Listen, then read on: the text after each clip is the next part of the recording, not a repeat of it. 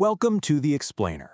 You ever wonder how your favorite app, or any piece of software for that matter, seems to just think? Well, today we're going to pull back the curtain on the simple but incredibly powerful logic that makes it all happen.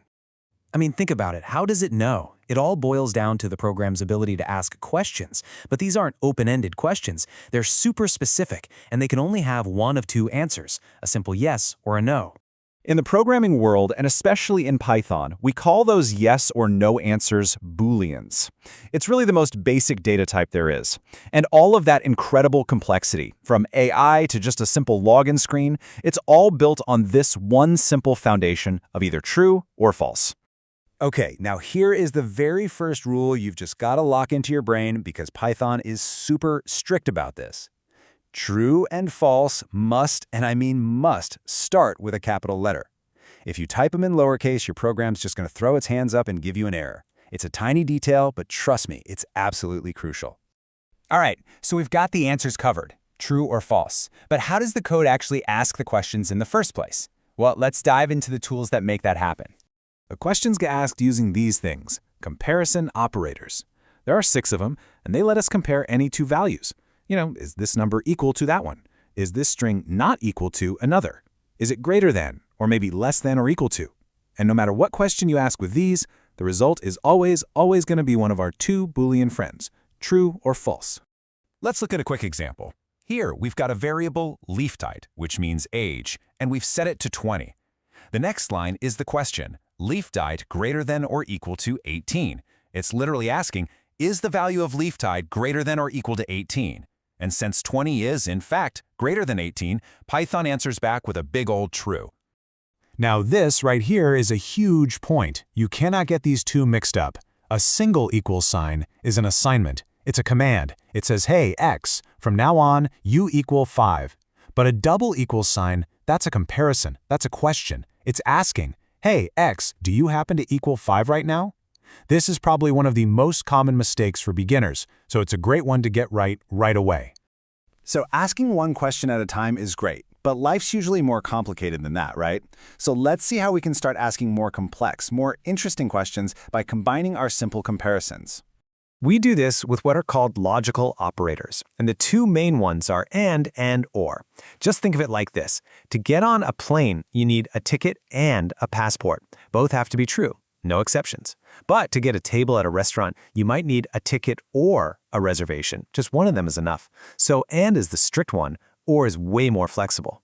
And this code shows and in action perfectly. We're checking 2 things. Is leaf-type greater than or equal to 18?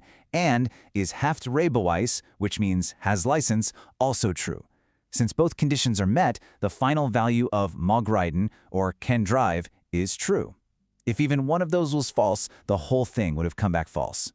And then there's the last one, not. It is by far the simplest. It does exactly what it says on the tin. It just flips the Boolean value. So not true turns into false, and not false turns into true. It's perfect when you want to check if something isn't the case, like if not is logged in. It's just a really clean way to ask the opposite question. Okay, so this is where it all comes together. We've figured out how to make our code ask questions and get true or false answers. But so what? That's just information. How do we make our program actually do something based on that answer? Well, that is the job of the if statement. This is the heart of decision-making in your code, and the way you write it is really specific. You start with the word if, then you put your question, the condition that gives you true or false. Then you have to end the line with a colon. And this next part is key. The code you want to run if the answer is true has to be indented with 4 spaces. That indentation tells Python, hey, this chunk of code belongs to that if statement. So in this example, the code will only print its t-shirt weather if the temperature variable is actually greater than 20. If it's 20 or 19 or anything less, that condition is false, and Python just skips right over that indented line. It's like it's not even there. But what if you don't want to just do nothing when the condition is false? What if you want to do something else? Well, that's exactly what the else keyword is for.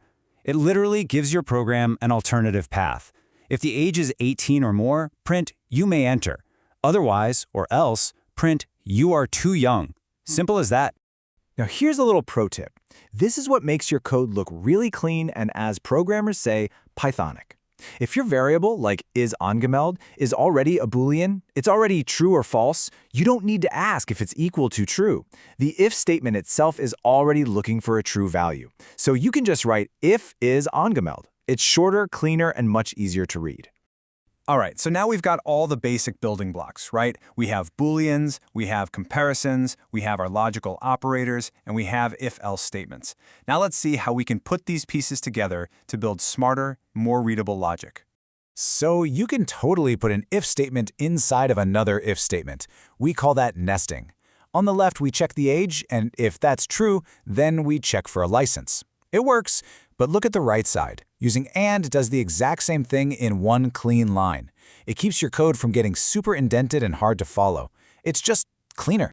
Now for really complicated decisions, like maybe a bank deciding if it should approve a loan, programmers often use what's called a flag pattern. Instead of one monster if statement, they check all the little conditions separately and store the final true or false result in a variable with a really clear name.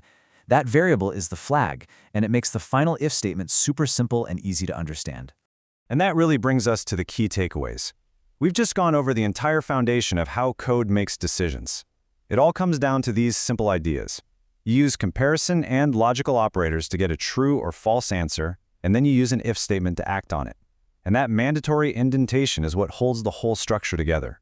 With just these tools, you can honestly build the logic for pretty much anything you can imagine. Seriously, think about it. If it's raining outside and I have my umbrella, then I'll walk. Else, I'll take the bus. If I'm hungry or I'm bored, then I'll go to the fridge. Once you see this logical structure, you start to see it everywhere. So the question is, what will you build with it?